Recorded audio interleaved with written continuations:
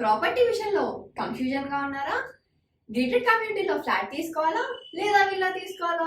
మన పిల్లల భవిష్యత్ కోసం ఓపెన్ ఫ్లాట్ తీసుకోవాలా? మన హైదరాబాద్ లో ఏ లొకేషన్ లో కొంటే మంచి అప్రిసియేషన్ వస్తుంది? మరి నమ్మకమైన ప్రాపర్టీ కొనాలంటే నమ్మకమైన గైడ్ కావాలి కదా. ప్రాపర్టీ అడ్వైజర్ కోసం సంప్రదించండి వరాహస్వామి ప్రాపర్టీ గూగులర్. కాంటాక్ట్ 7207218485. శని వక్రగతి జూన్ 29, 2004 సంవత్సరం నుంచి నవంబర్ 15, 2024 సంవత్సరం వరకు మనకి కుంభరాశిలో ఉన్నటువంటి శని వక్రగతి చెందుతున్నాడు. దీనివల్ల మనకి ఈ 12 రాశుల మీద దాని ప్రభావం ఏ విధంగా ఉంటుంది, ఏ ఏ రాశులకి మంచిగా ఉంటుంది, ఏ ఏ రాశులకి మంచిగా ఉండదు, అసలు వక్రగతి అంటే ఏమిటి, ఈ విషయాలు మనం ఈ వీడియోలో తెలుసుకుందాం. అంటే శని రెట్రోగ్రేడ్ అనమాట. రెట్రోగ్రేడ్ అంటే వెనక్కి నడుస్తున్నాడు. ప్రతి గ్రహము కూడా ముందుకు నడుస్తూ ఉంటుంది. సో సర్టైన్ సర్కమ్స్టెన్సెస్లో కొన్ని ప్రత్యేకమైనటువంటి పరిస్థితుల్లో ఈ యొక్క శని వెనక్కి నడుస్తాడు. దాన్నే వక్రగతి అంటారు. ఆ వక్రగతి వలన మనకి ఏమిటి నష్టం జరుగుతుందా, శుభం జరుగుతుందా? అసలు శనీశ్వరుడు వక్ర దృష్టితో చూస్తున్నాడు అంటాం. వక్ర దృష్టితో చూడడం అంటే ఏమిటంటే, ఇప్పుడు మామూలుగా సభ్య దశలో చూస్తున్నాం అంటే అందరూ మనకులాగా చూడడం అన్నమాట. వక్ర దృష్టితో చూడడం అనేది ఇప్పుడు ముక్కు ఇక్కడ ఉంది, దీన్ని ఇలా క్రీగంట చూడడం, ఇలా వెనక్కి తీసుకు ముక్కు ఇక్కడ ఉంటే ఇక్కడ ఇలా చుట్టూ తిప్పి తీసుకొచ్చామంటాం కదా. అలా ఆ శనీశ్వరుడు ఏం చేస్తాడంటే ఈ యొక్క క్రూరమైనటువంటి దృష్టితో చూస్తాడు. అప్పుడు కేవలం మానవులు కాదు, దేవతలు, నవగ్రహాలు, బ్రహ్మ విష్ణు మహేశ్వరులు, సాక్షాత్తు ఆదిపరాశక్తి అందరూ కూడా భయపడాల్సిందే. శని ఒక స్వయం ప్రతిపత్తి కలిగినటువంటి ఒక గ్రహం. అది అంటే it is an autonomous planet, అటానమసిటీ ఉంది. అంటే ఆయన తను ఊరికనే తెచ్చుకోలేదు, అది తన తపశ్శక్తితో ఆ వరాన్ని పొందాడు. అండ్ ఆ సోలార్ సిస్టంలో, ఆ సౌర కుటుంబంలో శనిది ప్రత్యేక స్థానం ఉండాలా, రవి కంటే చాలా గొప్పగా ఉండాలా అని చెప్పి వరం పొందాడు. అందువల్లనే సూర్యనారాయణమూర్తికి, రవికి పూజలు ఉంటాయి. మనం అందరం పూజలు చేస్తాం, అన్ని గ్రహాలకి పూజలు చేస్తాం. కానీ శనికి మాత్రము చక్కటి కీర్తి ప్రతిష్టలు, ప్రత్యేక పూజలు ఉన్నాయన్నమాట. అంటే తైలాభిషేకం, ఇవన్నీ కూడా.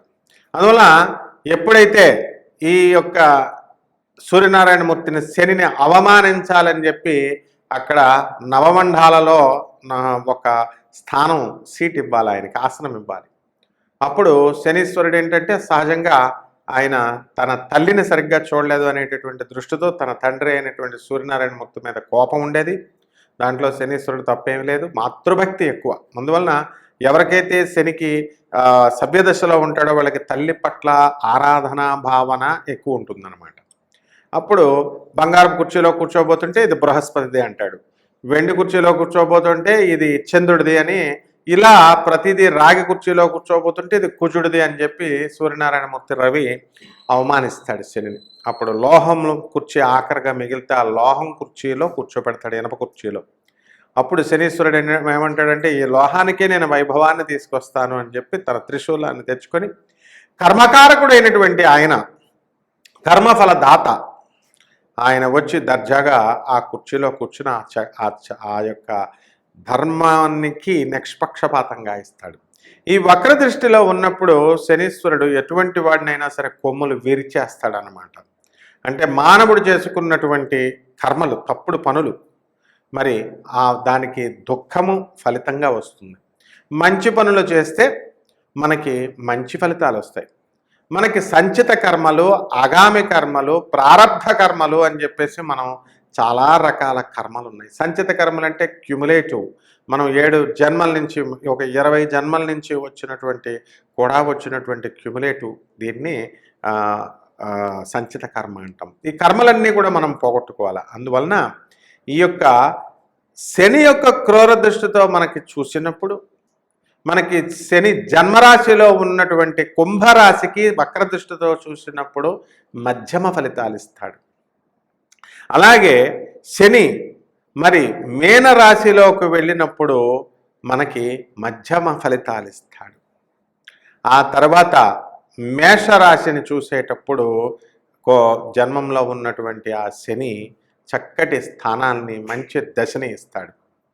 ఆ తర్వాత వృషభ రాశికి మధ్యమ ఫలితాలు. మిథున రాశికి మనకి వరస్ట్ ఫలితాలు. తర్వాత శని కర్కాటక రాశిని చూస్తున్నప్పుడు అద్భుతమైనటువంటి ఫలితాలు ఇస్తాడు. సింహ రాశికి హీనమైనటువంటి ఫలితాలు.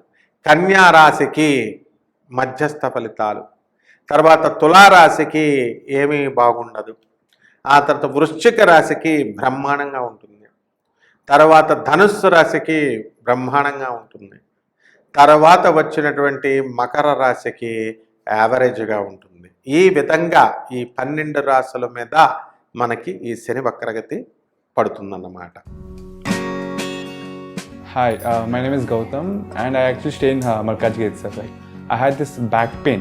It's been 1.5 years. I have tried many treatments like chiropathy, oil massage, physiotherapy especially, but it didn't work out as much like what I expected.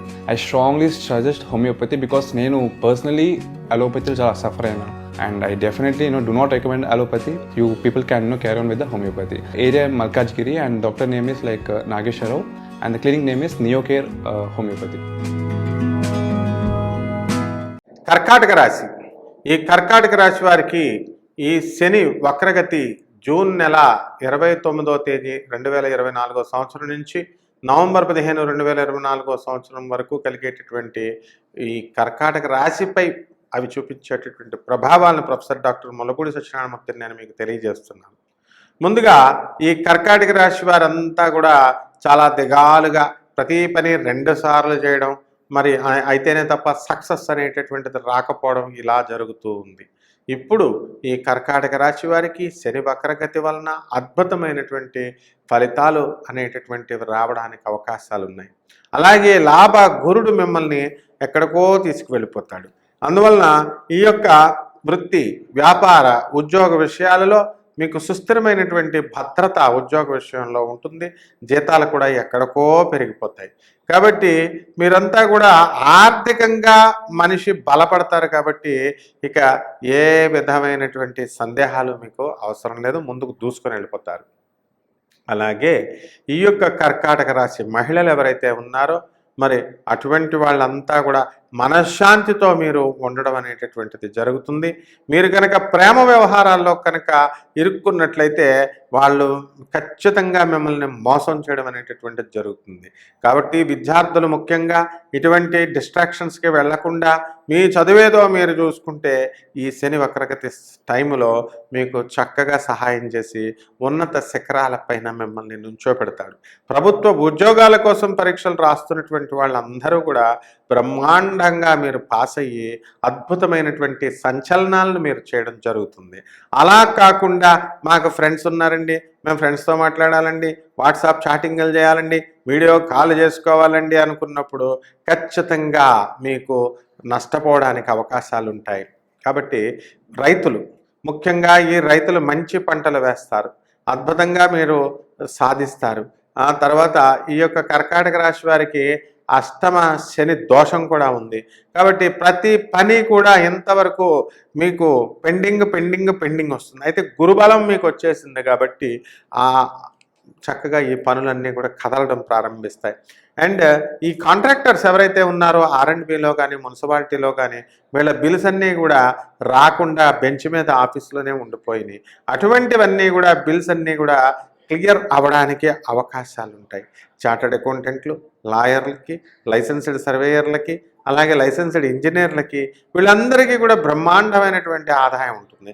హాస్టళ్ళ వ్యాపారాలు, ఆ తర్వాత ఈ యొక్క ఫుడ్ అండ్ రెస్టారెంట్ వ్యాపారాలు, మరి కిరాణా షాప్ వ్యాపారాలు అద్భుతమైనటువంటి లాభాలను మీకు తీసుకొస్తాయి.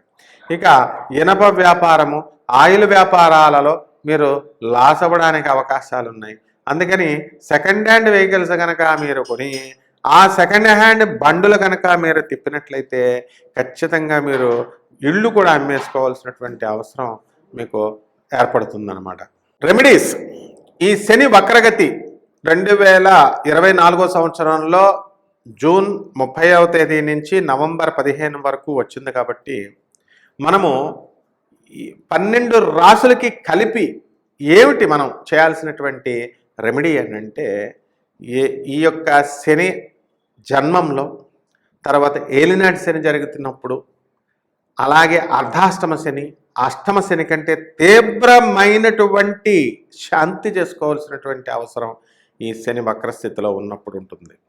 అంటే మనకి శనికి ఏం చేయాలా, శనివారం నాడు చక్కగా ఈ శని జపం చేసుకోవాలా, శని స్తోత్రాలు చదువుకోవాలా, అలాగే నవగ్రహాల చుట్టూ ప్రదక్షిణ చేసుకోవాలా, తర్వాత తైలాభిషేకం నువ్వుల నూనెతో ఆడవాళ్ళైనా సరే పర్వాలేదు, మగవాళ్ళైనా సరే పర్లేదు, చిన్న బాటిల్ పట్టుకెళ్ళి వాళ్ళ చేతులతో శనీశ్వరుడికి ఓం శనైశ్చరాయ నమః అనే మహామంత్రంతో మనం అభిషేకం చేసుకోవాలి. తర్వాత రెండవది, శనివారం నాడు శ్రీ వెంకటేశ్వర స్వామి వారికి కానీ ఆంజనేయ స్వామి వారికి కానీ మనము మన ఇంట్లోనే మనం పూజ చేసుకోవాలి. మూడవది, మనము నవగ్రహారాధన చేసినప్పుడు ముఖ్యంగా మనం ఒక దేవాలయానికి వెళతాము, ప్రదక్షిణలు చేయాలి నవగ్రహాలకి. అలాగే ప్రదక్షిణలు చేసిన తర్వాత శనికి దానం ఇవ్వాలి. ఎలా? శనివారం నాడు కరెక్ట్గా ఉదయం 8 గంటలకి మనం ఏం చేయాలా, శనీశ్వరుడి ఇంట్లో కానీ లేకపోతే బయట ఏ దేవాలయంలో కానీ నల్లగా ఉన్నటువంటి బ్రాహ్మణుని, ఎలాగో మనం దానం ఇచ్చేటప్పుడు నల్లగా ఉన్న బ్రాహ్మణే దొరుకుతాడు అనమాట, అది శని యొక్క ఏర్పాటు. సో బ్రాహ్మణుడికి, పేద బ్రాహ్మణుడికి నల్లని వస్త్రాన్ని, ఆ తర్వాత కిలోంపావు నల్ల నువ్వుల్ని, ఈ రెండిటిని తీసుకుని ఉదయం కరెక్ట్గా 8 గంటలకు శనీశ్వర స్వామి పేరు చెప్పి ఓం శనైశ్చరాయ నమః అంటూ ఏ గ్రహా అరిష్టస్థానగతా తేషాం గ్రహాణం శుభ ఏకాదశస్థలాఫలా వ్యాప్త్యర్థం తిలదానం కరిష్యే అని చెప్పేసి బ్రాహ్మణుడికి అధిక పారితోషకాన్ని ఇచ్చి మనము శనీశ్వరుడికి దానం చేయాలి. ఈ విధంగా మనము శనికి దానం చేసిన తర్వాత జమ్మి చెట్టు ఉంటుంది, ఆ జమ్మి చెట్టు చుట్టూ ప్రదక్షిణలు చేసుకోవాలి. ప్రదక్షిణలు చేసి చక్కగా ఆ చెట్టుకి నీళ్లు పోయాలా, సేవ చేయాలా. సేవ చేయాలంటే దూరంగా అగరబత్తి వెలిగించి, దూరంగా దీపం వెలిగించి, ఆ జమ్మి చెట్టుని నమస్కారం చేసుకుంటూ ప్రదక్షిణలు చేసుకుంటూ 11 లేదా 21 ప్రదక్షిణలు చేసుకుంటూ మనం చేసినటువంటి పాపాలన్నీ కూడా క్షమించాలి, పోవాలి అని చెప్పి ఈ జమ్మి చెట్టుకి చక్కగా మనం అర్చన చేసుకుంటే ఈ యొక్క శని వక్ర దృష్టి మీద ఉన్నటువంటి ఈ యొక్క ఫలితాలన్నీ కూడా, వక్రదృష్టితో వచ్చినటువంటి దుశ్శకునాలు కానీ, దుష్ట ప్రభావాలు కానీ, దుష్ట ఫలితాలు కానీ అవన్నీ కూడా శమించిపోతాయి. అందువలన మనము ఈ యొక్క శనికి నల్లని వస్త్రాన్ని మనము ఆ మగవాళ్ళకు కూడా కాకుండా ఆడవాళ్ళకు కూడా నల్ల చీరను దానం చేయొచ్చు. అలాగే దశమహావిద్యలలో ఒకటైనటువంటి మహాకాళి అమ్మవారు చక్కగా ఆ నల్లని వస్త్రాన్ని అక్కడ పెట్టి, పీఠం పైన పెట్టి అమ్మవారికి వేసి ఓం మహాకాళ్యై నమః క్రీం క్రీం క్రీం దక్షిణే కాళికే క్రీం క్రీం క్రీం హూం హూం హ్రీం హ్రీం దక్షిణే కాళికే హ్రీం హ్రీం హూం ఫట స్వాహ అని ఇలా రకరకాల మంత్రాలు ఉంటాయి. మీరు అవన్నీ ఏం చేయాల్సినటువంటి అవసరం లేదు. ఓం క్రీం మహాకాళ్యై నమః అనే మహామంత్రంతో మీరు కనుక చేసుకున్నా, లేదా సింపుల్గా ఓం మహాకాళ్యై నమః అనే మహామంత్రంతో మీరు చేసుకున్నా, ఆ అమ్మవారికి చక్కగా జపం 108 జపం, ఒక మాల, అలా మీరు ఎంత చేయగలిగితే అంత మాలని శనివారం నాడు మీరు కనుక చేసుకున్నట్లయితే ఈ యొక్క శని యొక్క క్రూర దృష్టి నుంచి, శని యొక్క వక్ర దృష్టి నుంచి మీరు తప్పించుకోగలుగుతారు.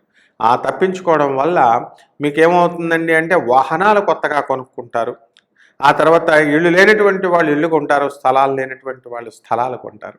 అదే శని వక్రదృష్టితో ఉన్నప్పుడు మనకేమవుతుందంటే వాహనాలు కొంటాం, కానీ మన పిల్లలు పట్టుకెళ్ళి లైసెన్స్ లేకుండా తీసుకెళ్తారు. తీసుకెళ్ళినప్పుడు అది పోలీసు వాళ్ళు పట్టుకుంటారు, వయసులో మైనర్ తోలుతున్నాడు కాబట్టి. ఆర్సీ బుక్ ఏమి ఉండవు, లైసెన్స్ గీసెన్స్. కాబట్టి కేసులు రాస్తాడు.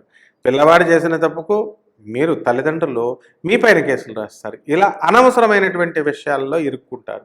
అలాగే నీలాప నిందలు, మీరు ఏమీ లేనిదే ఎవరినో ఏదో అన్నట్టు ఆ విధంగా నీలాప నిందలు ఇవన్నీ కూడా రావడానికి అవకాశాలు ఉన్నాయి. కాబట్టి ఈ శనికి తైలాభిషేకాన్ని కనుక మీరు జరిపించుకున్నట్లయితే మీ ఇంట్లోనే చేసుకోవచ్చు. నవగ్రహ దేవాలయానికి వెళ్ళి మీ చేతులతోనే ధరించుకోవచ్చు, చేయొచ్చు. అంతేగాని శనీశ్వరుడు గుళ్ళ లోపలికి వెళ్ళి మనం చేయాల్సినటువంటి ఆడవాళ్ళు రావక్కర్లేదని పంతులు గారులు వాళ్ళు చెప్తూ ఉంటారు. కానీ బయట ఉపదేవాలయాలు, నవగ్రహ దేవాలయాలు ఉంటాయి కాబట్టి అక్కడ మీరు చక్కగా వేసుకుని ఓం శనీశ్వరాయ నమః అనేటటువంటి మంత్రంతో మీరు చేసుకోండి. చక్కగా ఈ జూన్ 29 నుంచి, అంటే జూన్ 30 నుంచి నవంబర్ 15 వరకు జరిగేటటువంటి ఈ వక్రదృష్టి ప్రభావం వలన వచ్చేటటువంటి సమస్త దోషాలు మీకు పోయి సుఖవంతమైనటువంటి జీవితం ఈ 4.5 నెలలు మీకు వస్తుంది. శుభమస్తు.